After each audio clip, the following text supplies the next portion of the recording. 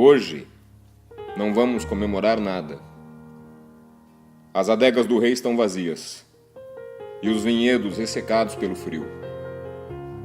Não há garrafas para abrir e nenhuma alegria a ser exaltada. Hoje não vamos comemorar nada.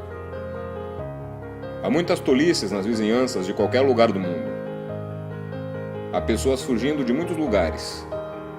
Se soltam ao mar e tentam chegar em outra terra, onde gentes esperam para dizer-lhes que também não os querem. Não há espaço. Suas sombras são demais por aqui. Não há terra, não há comida. E o amor, ninguém sabe dele. Hoje, não vamos comemorar nada. Tem uns aviões não tripulados destruindo escolas e matando crianças por aí. Mas ninguém pode culpar um avião sem piloto, e a bandeira não serve nessa hora. Hoje, não vamos comemorar nada. O terrível fim do mundo está aí prestes a chegar em altas ondas, e talvez te cubram os quentes átomos da guerra antes de chegar o fim do mundo.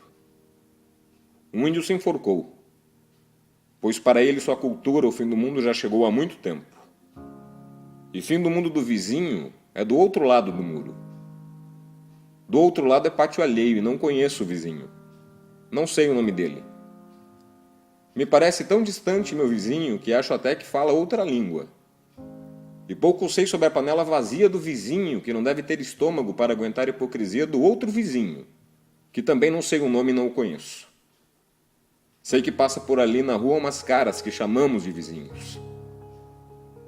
Hoje, não devemos comemorar nada. E já que falei em muros, lembrei-me dos astronautas. Lá de cima se vê que tudo por aqui são muros. A muralha da China é só o começo de um mundo que tem fronteiras para tudo. Tens passaporte? Não, não tenho. Detesto burocracia e carimbadores de passaporte. Detesto muros. Fábricas de passaportes não me levarão à lua que daqui eu vejo além muro. Mas agora vou deixar a lua lá no céu e sair da varanda de casa. Meu vizinho está chegando e preciso fechar a porta para seguir não o conhecendo, para seguir não sabendo quem ele é, nem que língua fala meu vizinho. Seu muro é tão alto que talvez não queira compartilhar nada, meu vizinho.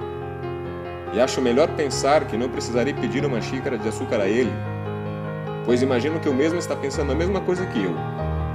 E vai fechar também sua porta, meu vizinho.